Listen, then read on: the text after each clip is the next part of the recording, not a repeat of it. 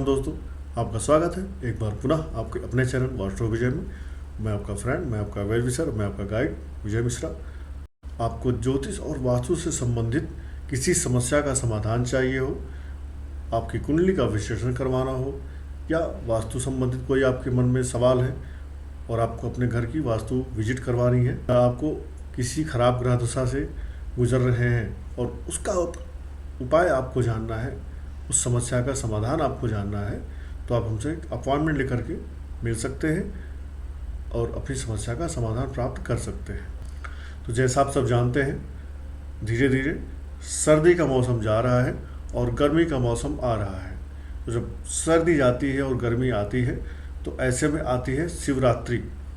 ठीक, हमारे सनातन धर्म में महाशिवरात्रि जो पर्व है, इसका बहुत ही महत्वपूर्ण एक रोल है।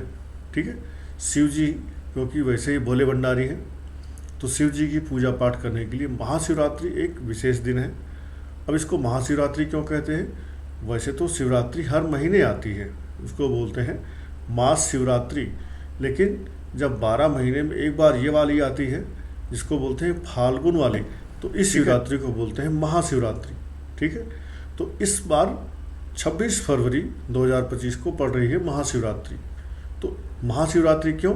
क्योंकि 144 साल के बाद अभी चल रहा है महाकुंभ। ठीक है, महाकुंभ के सीजन में पड़ने से ये शिवरात्रि अपने आप में महाशिवरात्रि बन जाती है। तो इस वीडियो को अपने दोस्तों और रिश्तेदारों को भी शेयर करें, जिससे उनका भी भला हो और उससे आपका लाभ हो।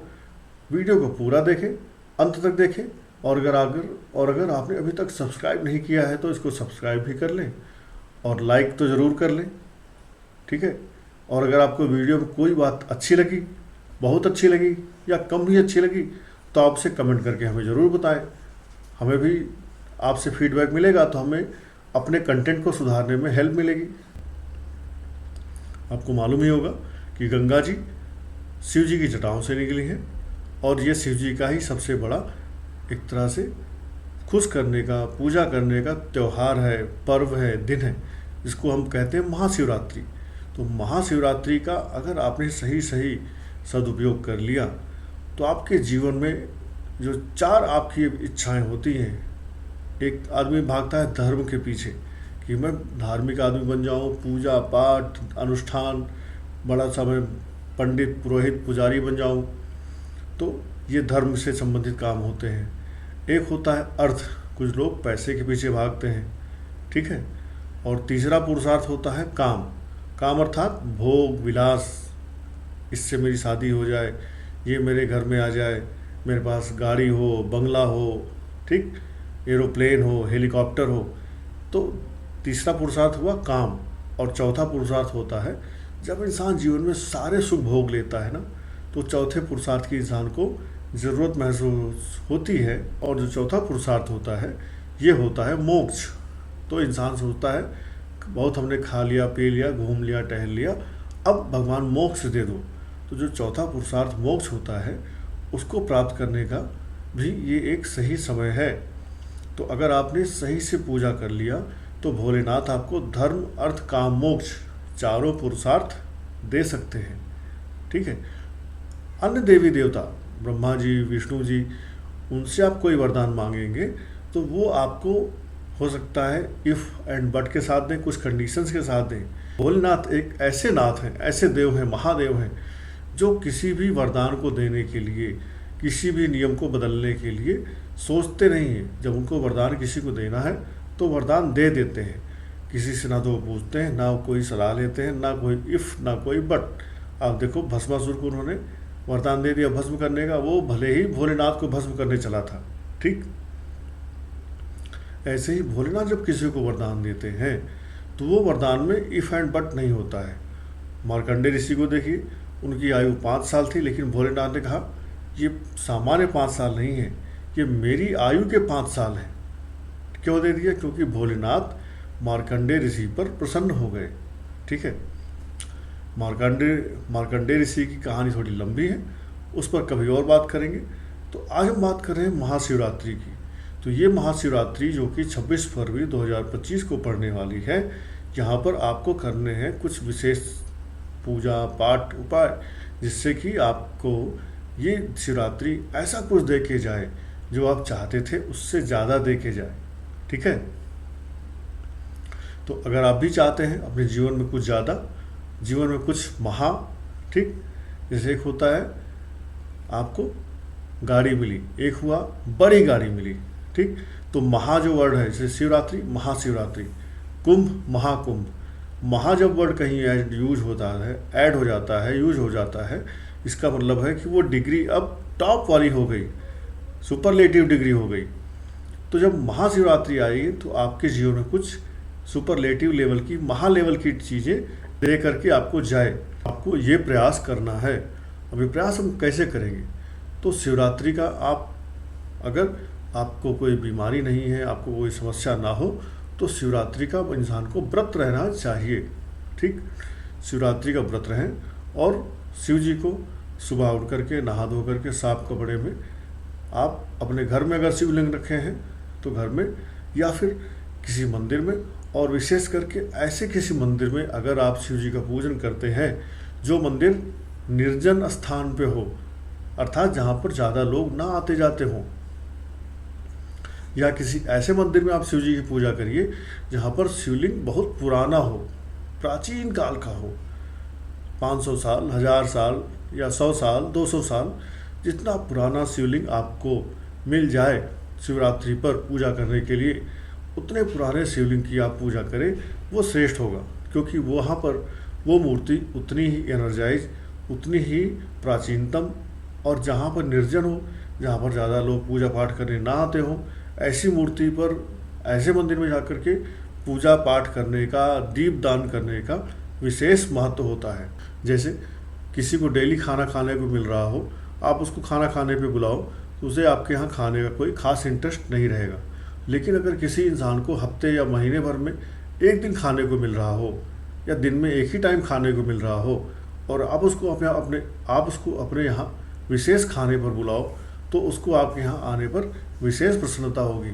ठीक है, ऐसे ही यदि कोई मंदिर है जहाँ पर उसमें नित्य कोई पूजा पाठ करने वाला नहीं है, कोई पुजारी नहीं है, पुजारी है भी तो लोग वहाँ पे नहीं आते हैं, मेरे कहने का ये मतलब है, ऐसे किसी प्राचीन मंदिर में पूजा पाठ करें महाशिवरात्रि के दिन, और देखिए भोलेनाथ का दिव्य आशीर्वाद कैसे आपको फलता है और आपके जीवन में परिवर्तन ले आता है। तो आपको व्रत रहना है, और व्रत रहने के साथ सुबह नहा धो करके शिव जी का आपको पूजन करना है।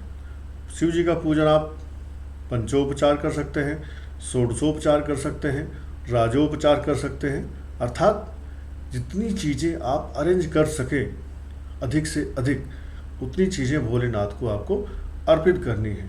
जैसे पंचामृत जो हम बनाते हैं, दूध, दही, घी, शहद और चीनी। दूध गाय का लें, कच्चा दूध, दही भी गाय का, कोशिश करेंगे आपको दही गाय का मिले और घी भी गाय का मिले, और शहद और चीनी में अगर आपको गुड़ की चीनी जो खांड होती है वो मिल जाए तो अच्छा, अदरवाइज आप सामान्य चीनी भी ले सकते हैं। तो दूध, दही, घी, शहद, चीनी से आप पंचामृत बनाइए और भोलेनाथ को इस पंचामृत से अभिषेक करिए। ठीक है, जल चढ़ाएं, जल चढ़ा करके पंचामृत से नहलाएं, गंगा जल से नहलाएं, और शिव जी का आप जब पंचामृत से अभिषेक करते हैं तो उस समय आप मंत्र पढ़ें। कौन सा मंत्र पढ़ सकते हैं? यदि आपको शिव तांडव स्तोत्र आता है उसको पढ़िए, नहीं आता है तो आप शिव जी का जो पंचाक्षरी स्तोत्र है, ओम नमः शिवाय पंचाक्षरी मंत्र है, वो पढ़िए, या फिर बेहतर हो आप सांब सदाशिव, सांब सदाशिव, सांब सदाशिव, सांब सदाशिव, इस मंत्र को आप पढ़िए और शिव जी का अभिषेक करिए। अब पंचामृत, जल, गंगा जल, काला तिल, सफ़ेद तिल, जौ और गन्ने का, आप चाहो तो गन्ने को पीस पे काट करके शिव जी पे चढ़ाइए, या गन्ने का जूस भी आप चढ़ा सकते हैं। फिर अनार का जूस और आंवला, भांग, धतूरा, बेलपत्र तो भोलेनाथ को अत्यंत प्रिय है, और कोशिश करें कि कम से कम 108 बेलपत्र शिव जी को आप चढ़ाएं। अब अगर आप किसी ऐसे मंदिर में चढ़ाते हैं जहाँ पर ढेर सारे लोग जल चढ़ाने आ रहे हैं, तो आपकी की हुई पूजा का जो भी सामान है, फल है, वो दूसरे लोग जल चढ़ाएंगे, तुरंत का तुरंत वो बह जाएगा। लेकिन अगर आप किसी ऐसे जगह पे जाते हैं जहाँ पे लोग कम आते हैं, तो वहाँ पर आपका जो चढ़ाया हुआ सामान है भोलेनाथ के शिवलिंग पर काफ़ी देर तक रहेगा। तो निर्जन स्थान पर, कम भीड़ भाड़ वाले स्थान पर जाने का ये भी एक फ़ायदा होगा। और आप अपनी इन चीज़ों को चढ़ाने के बाद भोलेनाथ को एक वस्त्र जरूर चढ़ाएं। वस्त्र में आप एक गमछा और धोती और कुर्ता या बनियान इतना ज़रूर चढ़ाएं। साथ में माता पार्वती के लिए अगर आप कोई साड़ी भी चढ़ा सकते हैं, जो कि वहाँ पर जो पंडित जी होंगे वो ले जाएंगे, उनके घर वाले पहनेंगे, तो आपकी तरफ से वस्त्र का भी दान हो गया। अब अगर आपने भोलेनाथ का अभिषेक कर लिया, वस्त्र का दान कर दिया, तो मंदिर में ही कहीं किनारे बैठ करके ओम नमः शिवाय नमः शिवाय नमः शिवाय नमः शिवाय इस मंत्र को आप बोल करके जप करिए कम से कम 108 बार, या आप मन ही मन में जाप करिए। इसको बोलते हैं अजपा जप। ठीक, मन ही मन में आंख बंद करके नमः शिवाय मन में बोलते रहिए। ठीक, और जब आपको लगे कि आपकी एक माला पूरी हो गई है तो आप वहाँ से उठ सकते हैं, या अधिक आपके पास सामर्थ्य है, समय है, तो आप 5 माला, 9 माला, 11 माला, 21 माला जप सकते हैं। तो ये तो हुआ शिव जी का विधिवत पूजन। अब अगर आपको शिव जी से कुछ विशेष चाहिए तो उसके लिए आपको विशेष पूजन करने पड़ेंगे। जैसे किसी इंसान को धन चाहिए, ठीक है, नहीं दरिद्र सम दुख जग माही, ठीक है, रुपया खुदा तो नहीं है लेकिन खुदा से कम भी नहीं है, ऐसा कलयुग में कहा गया है। और बाबा तुलसीदास ने पीछे जो मैंने बोला कि नहीं दरिद्र सम दुख जग माही, ये बाबा तुलसीदास ने बहुत पहले ही लिख दिया है। तो यदि आपको धन संबंधित समस्याएं आ रही हैं तो आप शिव जी का रुद्राभिषेक करिए। किस मंत्र से? रुद्राष्टाध्यायी से करिए। किसी अपने पंडित पुरोहित पुजारी जी से मिलिए और उनसे बोलिए कि शिवरात्रि के दिन आपके यहाँ या आपके आसपास किसी मंदिर में रुद्राभिषेक करवा दें। और रुद्राभिषेक में आपको यूज करना है गन्ने का रस। ठीक, गन्ने के रस से आपको रुद्राभिषेक करना है। इससे आपके जीवन में धन संबंधित समस्याएं समाप्त होंगी। और अगर आपके जीवन में वैवाहिक समस्या है, आपकी शादी नहीं हो रही है, शादी हो गई है फिर भी आपकी पति पत्नी के बीच में नहीं बन रही है, केमिस्ट्री गड़बड़ हो गई है, रिश्ता एक तरह से ज़बरदस्ती खींच रहे हो और आपको लग रहा है कि ये रिश्ता आप चलने का चांस नहीं है, बट फिर भी आप चाहते हो कि रिश्ते को एक बार टाइम दिया जाए, या फिर आपकी शादी संबंधित अपोजिट सेक्स से संबंधित कोई समस्या चल रही है, तो आपको क्या करना है? आपको दही ले आना है और दही में थोड़ा सा मिलाना है गाय का दूध या गंगा जल, पतला कर लेना है और शिव जी के रुद्र अष्टाध्यायी से ही रुद्राभिषेक आपको करना है शिव जी का। शिव जी का जब रुद्राभिषेक करते हैं तो श्रृंगी से करते हैं। श्रृंगी का जो होल होता है पतला होता है। अगर आपने दही को मत करके पतला नहीं किया तो आपकी श्रृंगी का होल ब्लॉक हो जाएगा। तो वैवाहिक समस्या जिनको आ रही है वो दही से कर रहे, और जिन लोगों को वैवाहिक समस्या भी है और धन की भी समस्या आ रही है, ऐसे लोग अनार का जूस ले आएँ और अनार के जूस से शिव जी का रुद्राभिषेक करिए। ठीक है, और शिव जी का रुद्राभिषेक महाशिवरात्रि पर करने के बाद नेक्स्ट जो शुक्रवार आता है, लगातार 5 शुक्रवार आप अनार के जूस से शिव जी का रुद्राभिषेक करिए। देखिए आपके जीवन में किस प्रकार शुक्र और मंगल, धन और पारिवारिक सुख, ठीक है, कैसे नहीं आता आपके जीवन में, आ ही जाएगा। वैसे एक रात्रि में 4 प्रहर होते हैं, तो जो 4 प्रहर होते हैं यहाँ पर 4 चीज़ों को दिखाते हैं। 4 चीज़ है धर्म अर्थ काम मोक्ष। अगर आपको धर्म अर्थ काम मोक्ष चारों चीज़ें प्राप्त करनी है शिव जी की कृपा से, तो आपके लिए मैं एक विशेष स्पेशल पूजा बता रहा हूँ। ये पूजा अगर आप कर लेते हैं तो आपको ये 4 चीज़ें शिव जी की कृपा से मिल ही जाएंगी। कैसे करनी है? आपको 108 बेलपत्र लेने हैं। 108 बेलपत्र आपको ले लेने हैं, साफ करके धो करके इन्हें रख लेना है, और शाम 6 बजे से 9 बजे के बीच में, ठीक है, आप शिव जी को नहलाएंगे, उनका श्रृंगार करेंगे, तिलक लगाएंगे, चंदन लगाएंगे, वही दूध दही घी से चीनी का आप पंचामृत बनाकर रख लीजिए और थोड़ा उसी में गंगा जल डाल लीजिए और उसी से आप शिव जी को नहलाइए। 6 बजे से 9 बजे के बीच में शाम को नहलाइए। उनको वस्त्र कोई आप कलावा अर्पित कर सकते हैं या आपके पास कोई वस्त्र है तो वो आप उनको अर्पित करिए। तिलक लगाइए, धूप दीप पुष्प चढ़ाइए, भोग लगाइए और नमः शिवाय या साम्ब सदाशिव मंत्र बोलते हुए आप 108 बेलपत्र उन पर अर्पित करिए। ठीक, और कर्पूर गौरम करुणावतारम से उनकी आरती करके आराम करिए। ठीक, ये हो गई 6 बजे से 9 बजे के बीच में पहली पूजा। फिर 9 बजे से 12 बजे के बीच में पुनः आपको पंचामृत से ही पूजा करनी है। ठीक है, और पहली जो 6 बजे से जो आपने पहली पूजा 6 से 9 के बीच में की, यहाँ पर आपका दूध जो मिल्क होता है, गाय का दूध, ये आपको ज़्यादा रखना है।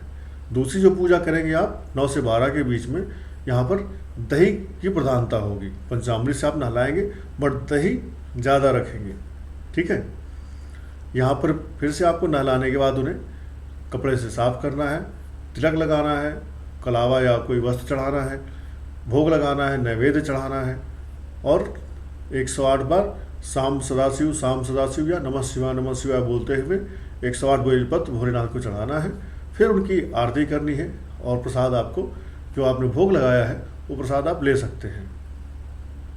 फिर तीसरे प्रहर में आपको कब 12 बजे से रात में 3 बजे तक, ठीक है, मिडनाइट 12 बजे से रात में ही 3 बजे के बीच में आपको तीसरी बार जो भी समय आपको लगे सुटेबल हो उस समय आपको उठ करके फिर से पूजा करनी है। इस बार आपको घी का प्रधानता रखना है पंचामृत के साथ। पहले में दूध, दूसरे में दही, तीसरे में घी। अब आपको फिर से पंचामृत से भोलेनाथ को नहलाना है। वही पूजा पाठ, धूप, अष्टगंध, धूप, नैवेद्य, भोग लगाइए, फूल चढ़ाइए और 108 बार पुनः आपको बेलपत्र चढ़ाने हैं। ठीक है, आरती करनी है, प्रसाद लेना है। तो तीसरा प्रहर हो गया 3 बजे तक। फिर 3 से 6 का जो टाइम होता है, चौथा प्रहर, इस प्रहर में आपको पुनः भोलेनाथ का स्नान करवाना है, वस्त्र पहनाना है, तिलक लगाना है, धूप दीप नैवेद्य चढ़ाना है। लेकिन यहाँ पर जो प्रधानता होगी नहलाने में शहद की होगी। ठीक, आप अगर चौथे प्रहर में शहद से उनको नहला करके, पंचामृत से नहला करके, धूप दीप नैवेद्य पुष्प भोग लगा करके पुनः वही 108 बेलपत्र फिर से उन पर चढ़ाएँ। आपको ये जो 108 बेलपत्र शाम को आपने 6 से 9 बीच में चढ़ाया है, इसी बेलपत्र को आपको पानी में गीला करके फिर से चढ़ा देना है। आपको हर बार अलग बेलपत्र लाने की ज़रूरत नहीं है। ठीक है, क्योंकि जब 4 प्रहर की आप पूजा करेंगे तो हो सकता है कि बेलपत्र आपको इतना सारा ना मिल पाए, तो आप बेलपत्र को दोबारा रीयूज कर सकते हैं। कहीं पर पानी रखिए, उस पानी में उसको गीला करिए और गीला करके भोलेनाथ पे चढ़ाते रहिए। आपने अगर 6 से 9 पहला प्रहर, 9 से 12 दूसरा प्रहर, 12 से 3 तीसरा प्रहर और 3 से 6 चौथा प्रहर, इन 4 प्रहरों में अगर आपने शिव जी को पूजा पाठ कर लिया जिस तरह से मैं बता रहा हूँ, दूध दही घी शहद से, पंचामृत से, गन्ने के रस से, अनार के रस से, भांग से, ठीक है, या दूध दही घी शहद और पंचामृत खाली इतने से ही, तो भी आपकी 4 प्रहर की पूजा संपूर्ण मानी जाएगी। और आपको धर्म पहले प्रहर से, अर्थ दूसरे प्रहर से, काम तीसरे प्रहर से, मोक्ष चौथे प्रहर से। तो भोलेनाथ आपके चारों पुरुषार्थ सिद्ध कर देंगे इस खाली शिवरात्रि महाशिवरात्रि के 4 प्रहर की पूजा से। आई होप मेरी बात आपके समझ में आ गई होगी कि मैं क्या कहना चाहता हूँ, क्या बताना चाहता हूँ। कि शिवरात्रि पर थोड़ा सा अगर आपने अपने को कष्ट दे लिया तो भोलेनाथ आपके जीवन के समस्त कष्टों को हर लेंगे।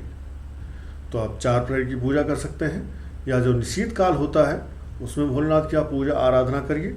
शाम को भोलेनाथ के मंदिर में या भोलेनाथ के फोटो के सामने बैठिए और यथासंभव नमः शिवाय शाम सदाशिव या शिव जी का जो शिव रुद्राष्टकम पढ़िए और भोलेनाथ को मन में ही ध्यान करिए, भजिए।